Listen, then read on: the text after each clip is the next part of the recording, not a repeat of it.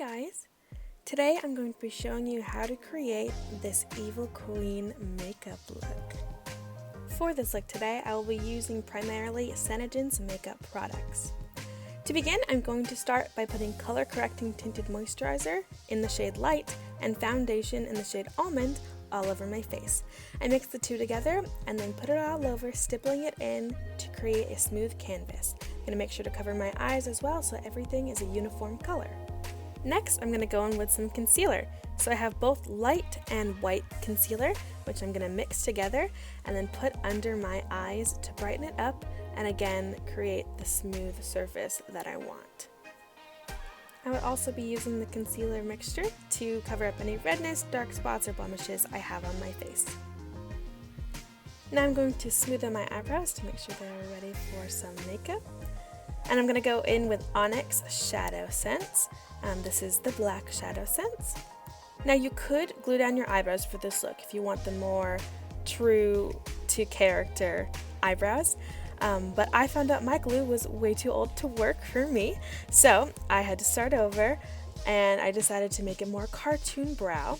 So I'm going with the black and I'm underlining my brow just tightly to the lowest hairs that I have in my brow and then overdrawing to create that nice big arch that she has, as well as bringing the line of my eyebrow down to the corner of my eye, a little bit lower than you normally would. And once you have your outline, you can go ahead and fill in that black. Now when you go to do your other eyebrow, don't stress about it too much. I mean, do your best to make it even, but it does not need to be perfect. This is cartoon character, cartoon brow. She can be a little bit off. Once you have the outline you want, again, you can go ahead and fill in with that Black ShadowSense.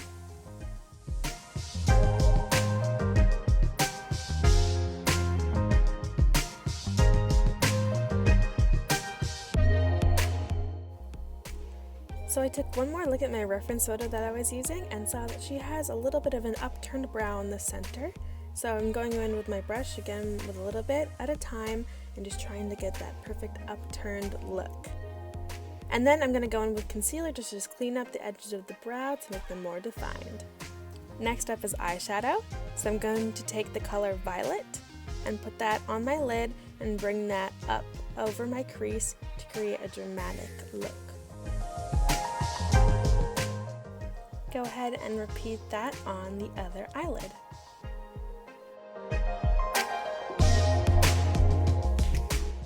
Now I'm going to go in with some Amethyst ShadowSense and put that on top just to add a little bit of dimension.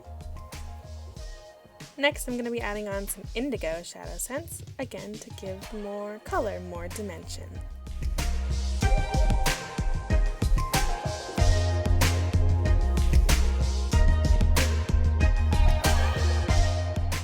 Now I'm going back in with the Violet ShadowSense to get more of the purple tone that I want, with that extra added bonus of the indigo underneath. I decided I wanted to change the shape of the shadow a little bit, so I'm going in with a Q-tip to clean up the edges and get that rounded, more cartoon-like shadow outline. And I'm going in with the Violet ShadowSense to further define that outline. You can really choose whatever eye shape you would like. This is the one I wanted to go with. And now I'm going in with the actual wand of the ShadowSense just to pack on the color. I really wanted a punch of color. So we have the dimensions underneath, but this was just going to give me that pop that I really wanted. Now here I'm going to go in with some Lilac ShadowSense, which is a very light purple, and I'm going to add a halo effect to this eyeshadow. Now I'm dabbing it in the center of my eye just to bring attention to it and brighten it up. And I'm going to go in with whatever was left of my concealer brush to clean up my under eyes. Now it's time for eyeliner. So I'm going to go in with a black eyeliner and just tight line the top of both of my eyes. And now I'm going to go in and do my waterline. And blacken my waterline just to create that full rounded eyeliner effect. You can really see the difference here that it makes. So I'm going to go in and do the other eye. And now I'm going to connect the waterline and the top liner in the inner corner of my eye, again to give the more cartoon outlined eye look.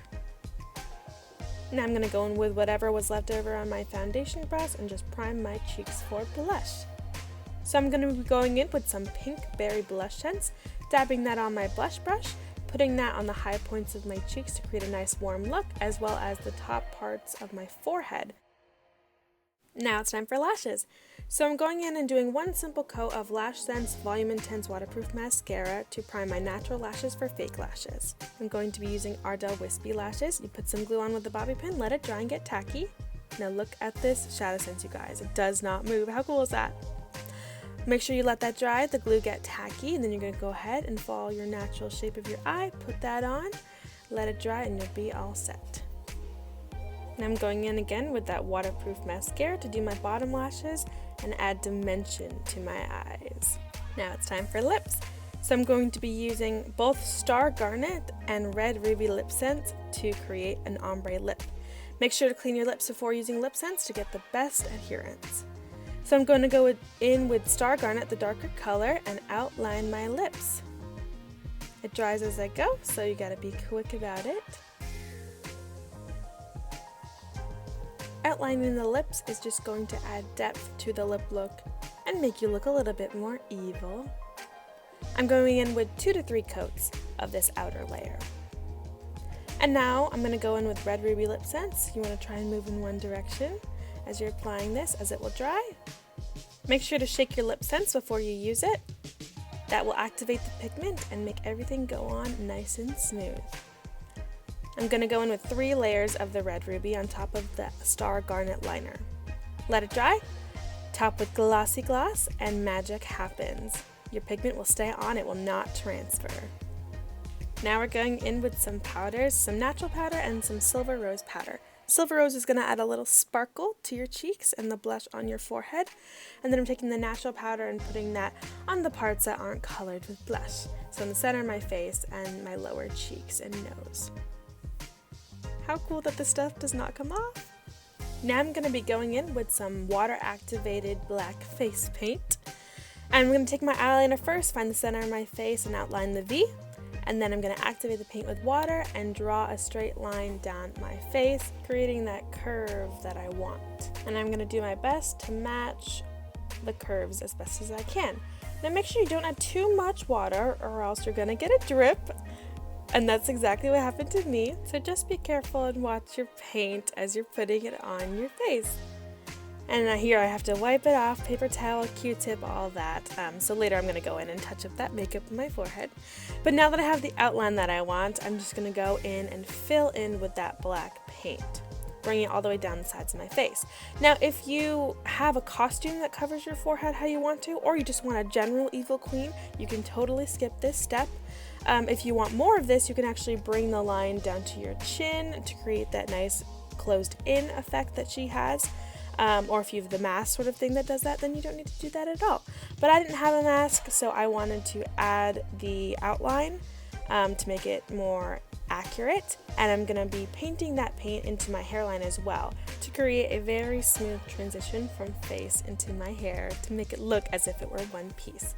And then I'm going to go back in with my concealer brush with a little bit of foundation to cover up that part that I had to wipe off and adding a little powder back in. Now I'm going to be going in with Pearlizer, which is highlighter, putting that on my cupid's bow, my nose, as well as highlighting the space right under my cartoon brows. And now I'm just going back in with some final touches, making sure my eyebrows are nice and black and my eye shape is exactly what I want it to be. And there you have it. This is the final makeup look. Now if you're doing any evil queen, you can pick any colors you want to create this look. You know what makes everything better? Costumes.